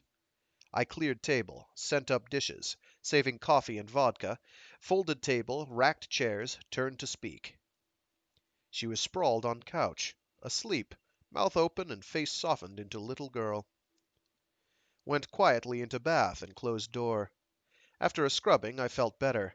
Washed tights first, and were dry and fit to put on by time I quit lazing in the tub. Don't care when world ends, so long as I'm bathed and in clean clothes. Wyo was still asleep, which made problem. Had taken room with 2 beds so she would not feel I was trying to talk her into bundling.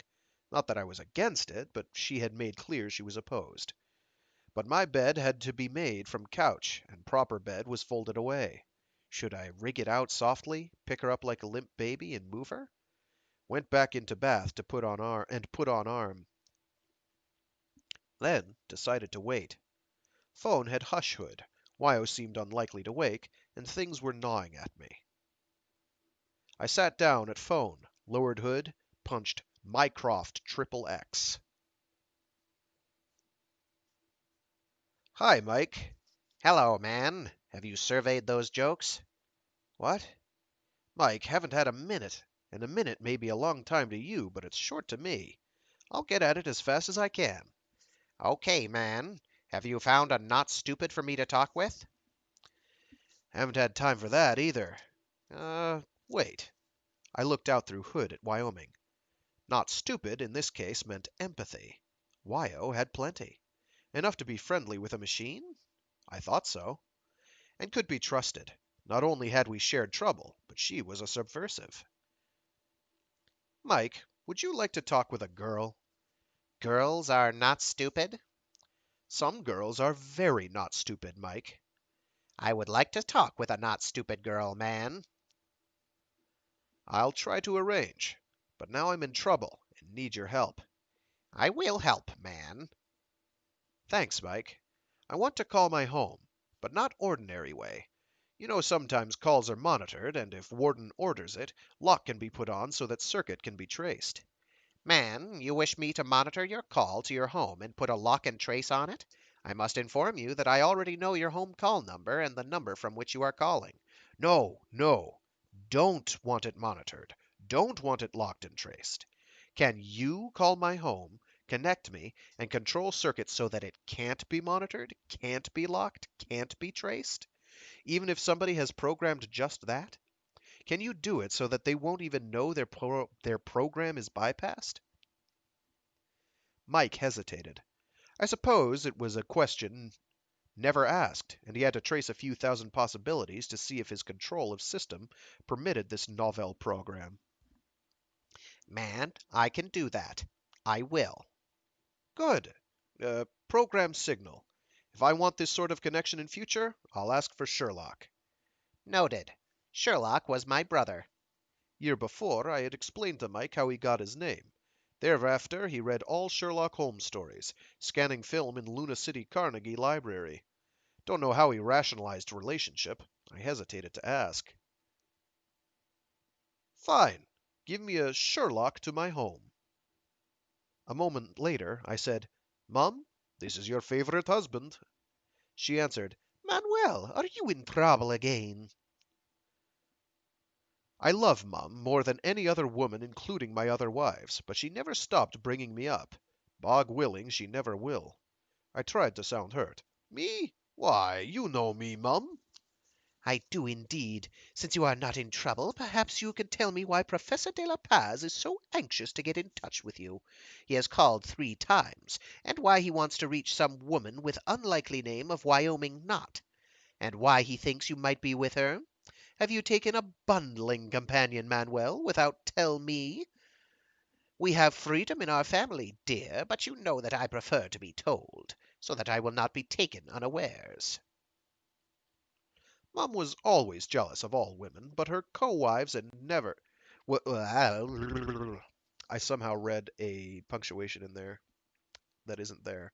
Mum was always jealous of all women but her co-wives, and never, never, never admitted it. I said, Mum, bog strike me dead, I have not taken a bundling companion. Very well. You've always been a truthful boy. Now what's this mystery? I'll have to ask Professor. Not lie, just tight squeeze. Did he leave a number? No, he said he was calling from a public phone. If he calls again, ask him to leave number and time I can reach him. This is public phone too. Another tight squeeze. In meantime, you listen to late news? You know I do. Anything? Nothing of interest. No excitement in L City? Killings, riots, anything? Why, no. There was a set duel in Bottom Alley, but Manuel, have you killed someone? No, Mum. Breaking a man's jaw will not kill him. She sighed. You'll be my death, dear. You know what I've always told you. In our family we do not brawl. Should a killing be necessary, it almost never is, matters must be discussed calmly, en famille, and proper action selected. If a new chum must be eliminated, other people know it. It is worth a little delay to hold good opinion and support. Mum, haven't killed anybody, don't intend to, and know that lecture by heart. Please be civil, dear. I'm sorry. Forgiven, forgotten. I'm to tell Professor de la Paz to leave a number. I shall. One thing. Forget name Wyoming Knot. Forget Professor was asking for me. If a stranger phones or calls in person and asks anything about me you haven't heard from me, Don't know where I am. Think I've gone to Novilen. That goes for rest of family too. Answer no questions, especially from anybody connected with Warden. As if I would. Manuel, you are in trouble. Not much, and getting it fixed. Hoped. Tell you when I get home. Can't talk now. Love you. Switching off. Oh no, there it is again. I love you, dear. Spokojnej nocy. Thanks, and have a quiet night too. Off. Spokojnej nocy. Spokojnej nocy. I'm never gonna get that right. I don't think I'm even pronouncing that right. Whatever. Mum is wonderful. She was shipped up to the Rock long ago for carving a man under circumstances that left grave doubts as to girlish innocence, and has been opposed to violence and loose living ever since. Unless necessary. She's no fanatic. Bet she was a jet job as a kid, and wish I'd known her. But I'm rich in sharing last half of her life. I called Mike back.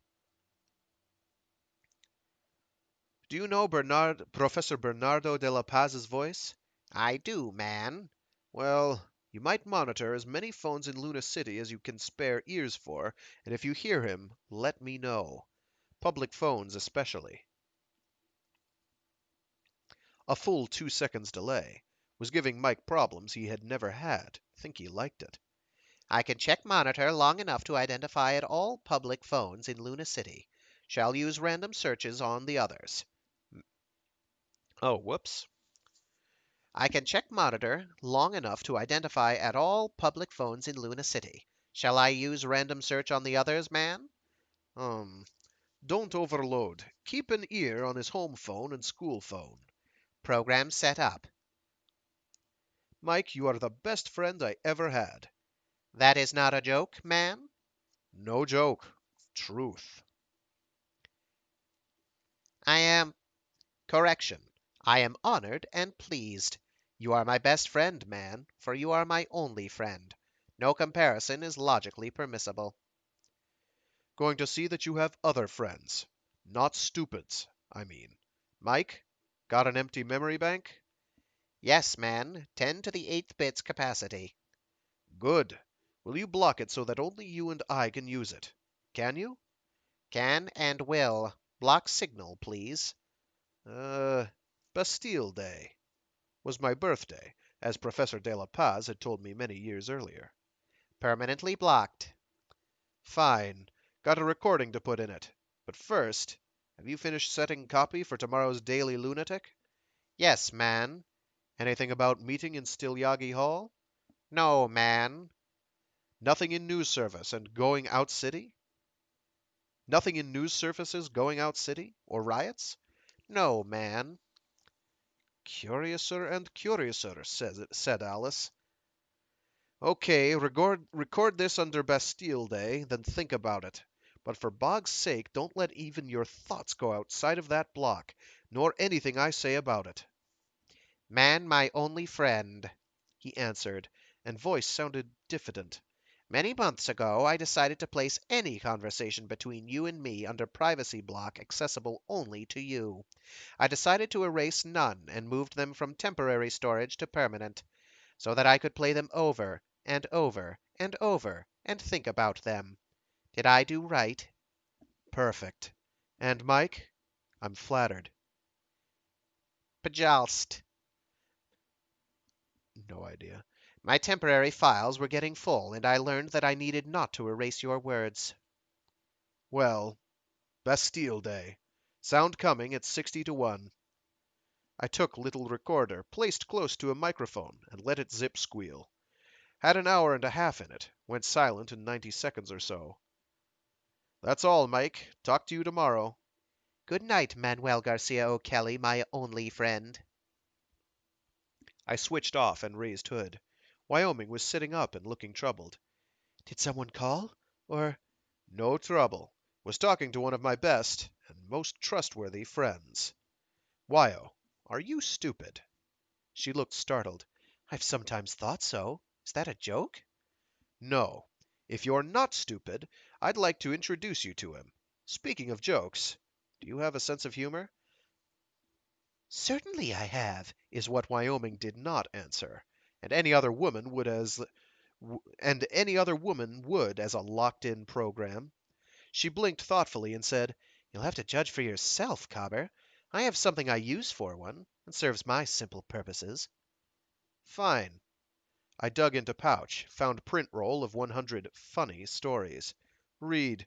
Tell me which are funny, which are not, and which get a giggle first time but are cold pancakes without honey to hear twice." Manuel, you may be the oddest man I've ever met. She took the printout. Say, is this computer paper? "Yes. Met a computer with a sense of humor." So? So. Well, it was bound to come someday. Everything else has been mechanized. I gave proper response and added, "Everything?" She looked up. Please, don't whistle while I'm reading. All right, and that is going to have to do it for me for today because I got other stuff I got to do. So yeah, off to a bit of a rough start. This is I knew it was a toughie, but I didn't remember it being quite this challenging. But yeah, here we are. We're managing, I guess. We're muddling on through. So yeah, I do try to do these every week. Realistically, lately I have not been able to do that, but fingers crossed that I will be able to going forward. If not, well, I do try to do other streams throughout the week. On Mondays, I have a Mecha Mondays stream where I do something giant robot related or mecha adjacent. On Wednesdays, I try to do a Warframe Wednesdays stream where I do some Warframey stuff for a while. And then on Saturdays, it's Storytime Saturdays where I, as you've just experienced, where I try to read uh, short stories and indeed entire novels aloud. So yeah, that was the first 3 chapters of The Moon is a Harsh Mistress by Robert Heinlein. Hopefully I'll get to more next week. And other than that, even if I don't, I was about to say see you, make mouth noises at you over a nigh magical data transmission network. Have a good week, have a good day, and enjoy. Hopefully, hopefully that is possible. All right. Have a good one, folks. And